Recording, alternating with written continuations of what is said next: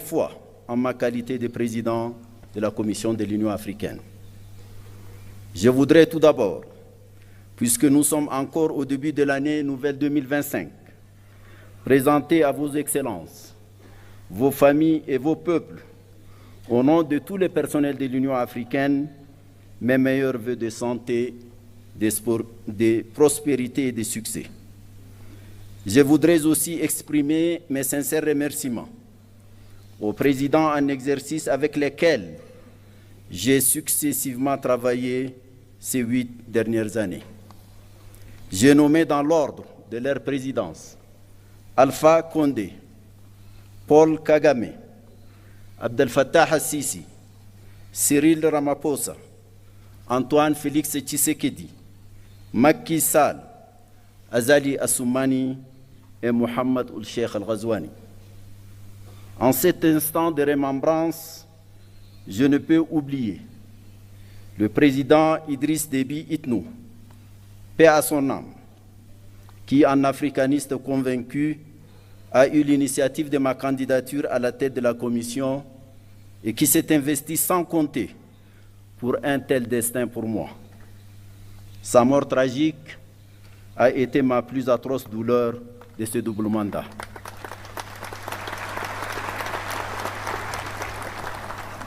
Excellences, Mesdames, Messieurs, 8 ans se sont écoulés depuis mon élection fin janvier 2017 comme président de la Commission de l'Union africaine. En ces moments chargés d'historicité, de signification et de symboles, je voudrais m'acquitter du devoir moral de vous présenter les grandes lignes du bilan de ce double mandat. Grâce à ces parcours, je me suis profondément imprégné à la fois de ce qui fait la grandeur et le rayonnement de notre continent, de notre organisation continentale, ainsi que des pesanteurs et limites diverses ayant entraîné le rythme de nos cadences. J'ai sillonné ce beau et fantastique continent. J'éprouve une profonde fierté d'avoir visité au moins une fois tous les 55 membres de notre Union. L'opportunité que m'offre ce moment est historique et unique. J'y tenterai de m'acquitter de la double obligation de rendre compte et de m'interroger sur quelques problématiques en ayant bien conscience qu'il ne faut absolument pas abuser de votre temps si précieux. Un rapport consolidé de notre bilan et un rapport annuel vous ont été distribués conformément à notre réglementation. Monsieur le Président, Excellences, Mesdames et Messieurs, les rapides et intenses bouleversements géopolitiques qui ont caractérisé le contexte international durant mes 2 mandats ont eu des manifestations à la fois violentes et déstabilisatrices. La subite dégradation de la situation sanitaire consécutive au déclenchement de la Covid-19 s'est accompagnée malheureusement d'importants chocs et de profondes turbulences économiques et diplomatiques. Pour l'Afrique, cela s'est traduit par une aggravation du poids de la dette, de la baisse des flux d'investissement publics et privés, de la violence et de la prégnance de certains conflits africains, de l'affaissement du panafricanisme et des chaînes de solidarité africaines, des manifestations d'obsolescence des institutions africaines, des appétits extérieurs en Afrique, des déficiences patentes en matière de gouvernance et de leadership en Afrique et même dans le monde, de la crise du multilatéralisme post-Seconde Guerre mondiale, etc., etc. La guerre russo-ukrainienne, enclenchée en février 2022, est venue noircir davantage ces tableaux, annonçant une recomposition géopolitique mondiale. Est née une ligne de fracture qui a suscité une forme de bipolarité qui, dans les imaginaires politiques, évoque la réalité pourtant théoriquement dépassée de la guerre froide. Des incertitudes profondes sur la soutenabilité de la paix et de la coopération internationale ont empoisonné les esprits, assombri les consciences et ont renforcé le pessimisme, les égoïsmes et le pragmatisme mercantile.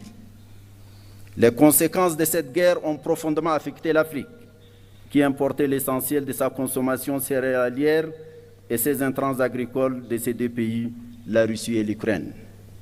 Le spectre de l'insécurité alimentaire et sanitaire a plané sur bien de nos pays, dont un bon nombre continue de souffrir de leur fragilité structurelle.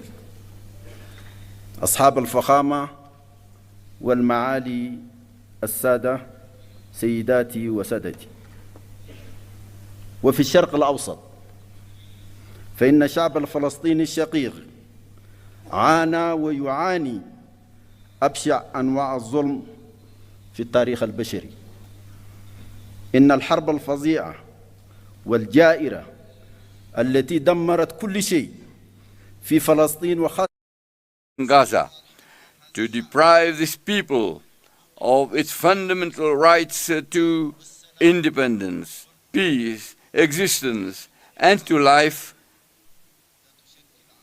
in an indescribable shame for the whole of mankind.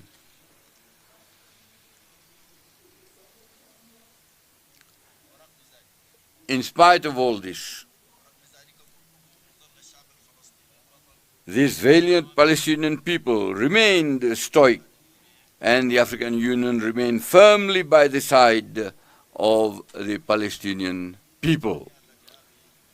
I want to express to our brother Abu Mazen Mahmoud Ahmadan our solidarity. This apocalyptic landscape that Palestine, the Gaza Strip, and its population, in particularly after more than a year of war, destroying all forms of life and property, continues to unfold in almost total silence of the powers of the world, except for the call by some for the systematic deportation of Palestinians from their lands.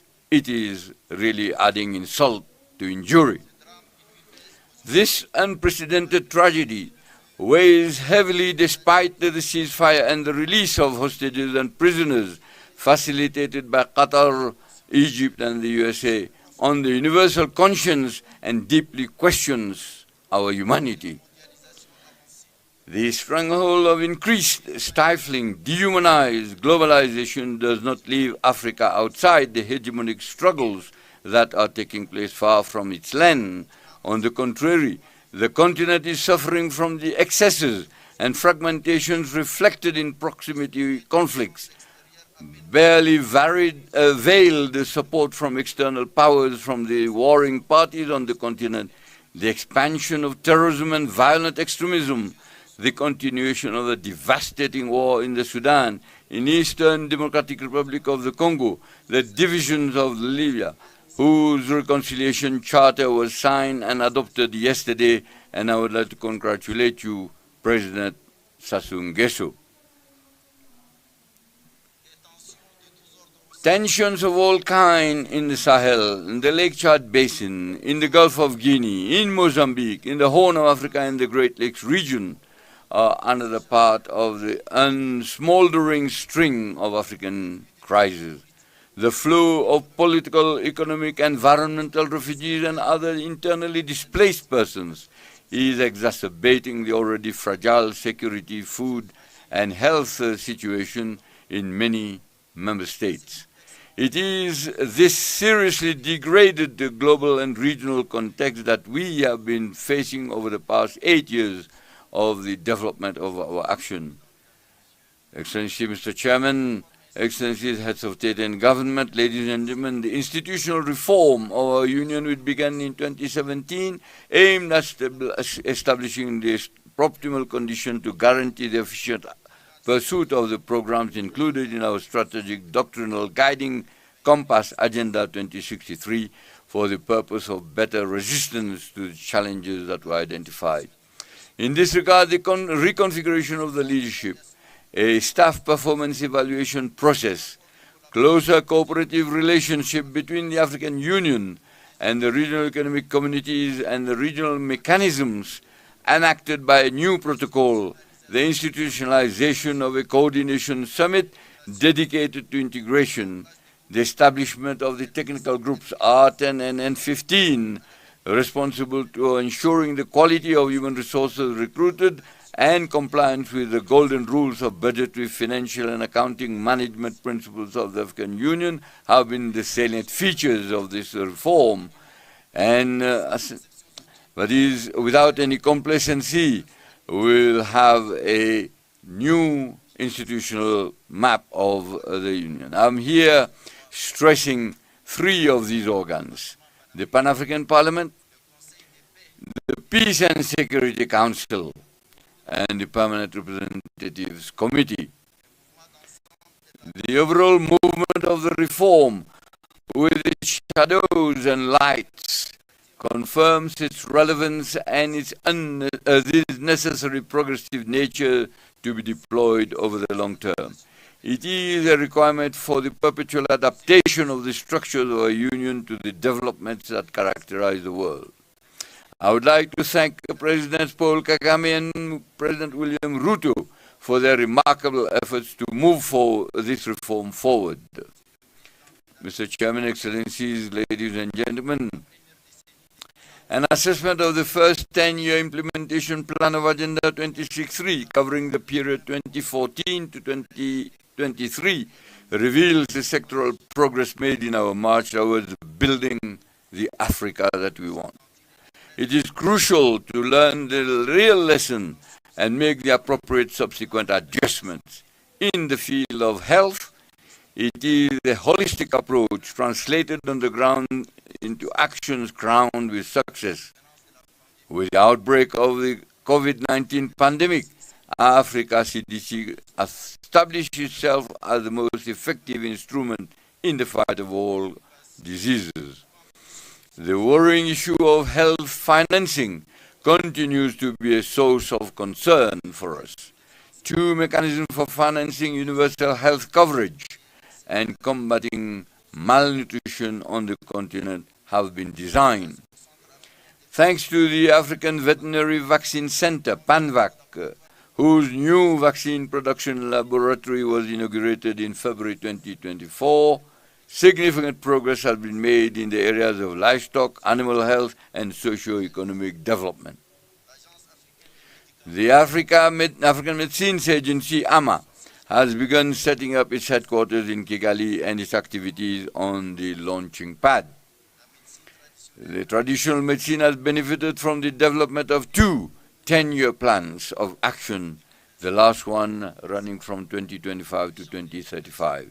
The field of education has been driven by the desire to design a new educational system according to the requirements of a world where the major challenge has now become competition around scientific and technological innovation, and now by artificial intelligence.